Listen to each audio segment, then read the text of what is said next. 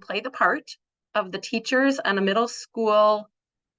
You can choose whether you want to be math or science as you're on that team, and we'll struggle together to look at the math practice standards for middle school and just organically go through the process of trying to identify an academic focus area and those criteria.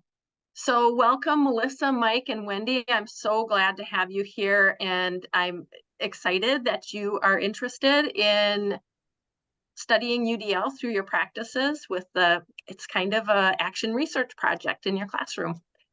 So tell me a little bit about the middle school classroom. Do you teach math or science? So Mike, what about you? Do you teach math or science? I'm a math teacher. A math teacher. Okay, great. And how about you, Melissa? Are you a math or science teacher? Can I be a special ed teacher that supports students in math? Oh, I love that. Thanks, Melissa. I really appreciate that, because it's always good to have that additional perspective when we're doing our planning and thinking about what's going to be observable for all of our students in our classroom. And Wendy, how about you? Are you math or science? I'm a science teacher. Okay, great. So we have our math teacher, we have our special ed teacher, and we have our science teacher. So what I'd like to do first is think about your one team. So we're going to develop one academic rubric. And I know math and science has a lot in common. What are some things that you find in math and science that students generally need to develop over the course of an entire year? A skill or ability, something that you can see evidence of in your classroom? What are those things that you have seen in the past that students develop over the course of a year? Wendy? I would say that it's the ability to maybe tackle different kinds of problems. Something that you could give them some kind of a system to identify different problems, especially story problems, as a physical science teacher. We do story problems about rocks falling and things rolling, and you have to be able to pick out the important information. That could be an academic skill that we want them to be able to do in terms that could cross over into math. Yeah, Mike, what do you think? And to piggyback off of that, for a student or groups of students to be able to see a problem like that and then make their own plan and plan their own pathway out of a problem without being told to do so. And Missy, when you're supporting students that you work with in the math classroom, do you think that idea of being able to work their way through a problem, is that something that develops for them over the course of a year too? Yeah, I would tie it into the math practice that relates to perseverance and sort of tackling the problem and sticking to it. Okay, I'm going to share my screen here real quick, because I'm not going to put words into your mouth, but I want to give you a preview of how we want to record this here. So in the academic rubric, we want to put in a key academic focus area. I'm hearing a couple of things: perseverance. I'm hearing problem solving. What would you say you want to claim as your academic focus area? Problem solving is totally fine for me. Okay, does that work for you, Mike and Wendy? Yes, that's a good one for me. Yep. Okay, great. And I want to stop the simulation here. I have a question. So at this point, would we want to coach them more into like, how does this relate to the standard? Or is that kind of after this has been?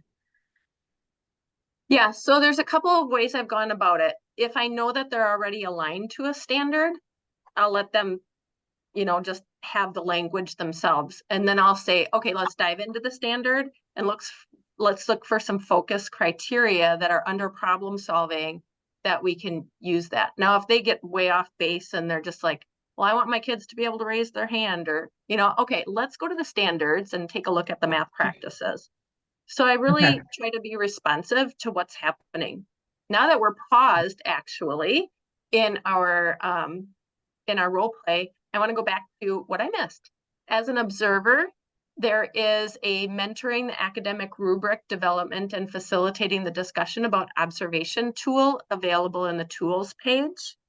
As you watch this unfold, think about the sticking points that the team is experiencing and write down any mentoring questions that you might hear as we go through this process. Okay, let's get back into our role play role here. So great. So we have an academic rubric focus area, key focus area. Let's think about the criteria, those observable things. Like, I know my students are getting better at problem solving when I see this, either in their work or in what they're doing in the classroom. It looks like, feels like, sounds like, production wise. And a good place for us to look right now would be to those math practices. Missy, you brought that up, but let me jump over to the middle school math practices. And math practice 1, look at that. Make sense of problems and persevere in solving them.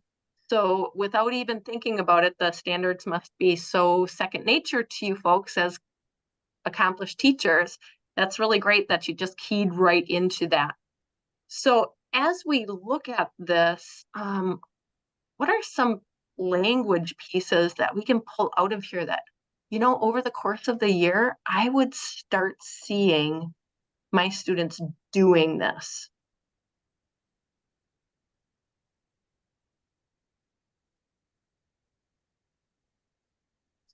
I think a big part of problem solving is maybe inference making. I think that could be applied to both science and math if you're trying to deduce or break apart a problem. Okay, Mike, can I ask you, if you were to observe inference making, what would I be seeing when you could say, yep, that student is making an inference? Or what would you be hearing? Or well, in our school, we use the CPM math curriculum, so our students are very often, almost all the time, working in groups, working with their teams. So that's going to look like a team of 3 or 4 students talking together, potentially asking each other questions, or helping each other out with answers, and trying to make a plan together to get to the end solution. okay, Wendy, does that seem like an observable criteria to you as students generating inferences? Yeah. I mean, they would be, if you were going to do inferences, you'd want to see them or have them say, I see this piece and now I know that it's this. I don't know how they would put that into actionable, like things that you could see. Because necessarily if they're talking to each other doesn't, in my mind, necessarily mean that they're making inferences. Okay. Yeah, I could have. I think it goes back to, honing in on, like, if we use the language of the standards, the concept of identifying questions. And I think of that as students can identify questions, but that can also be scaffolded by the teacher supporting the students in creating a list of questions that could potentially advance them towards the specific problem. So identifying the questions, and then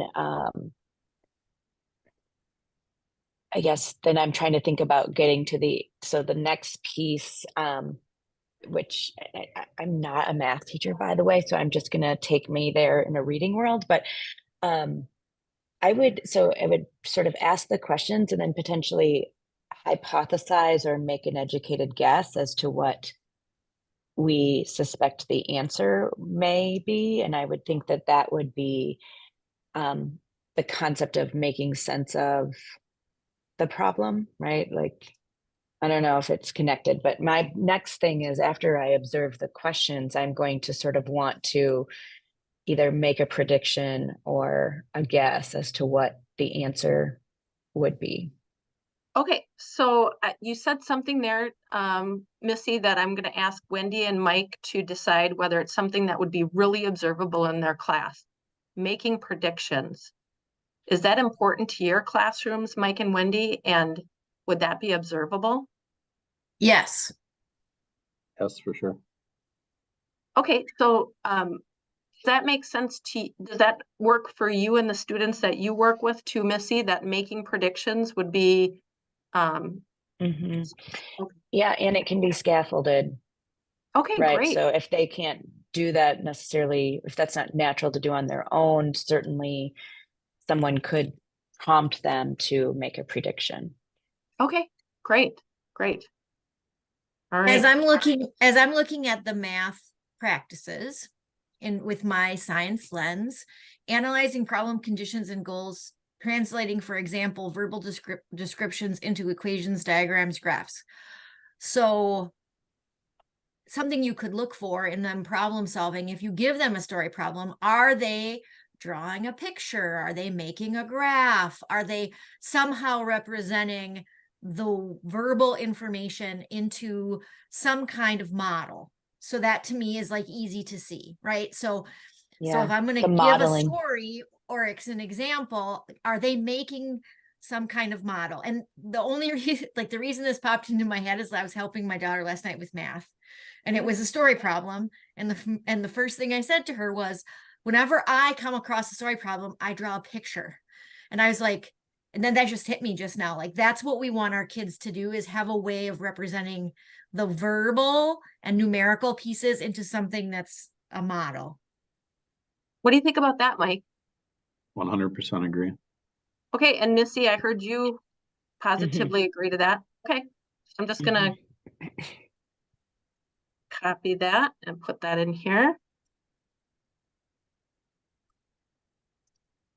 Okay, we're not going to do the other two, just in the the spirit of time here, but we would go through that process for 2 more focus criteria. So you can see it's really about us coming to a common agreement of how we can all have an opportunity to observe these focus criteria with our students in our classrooms.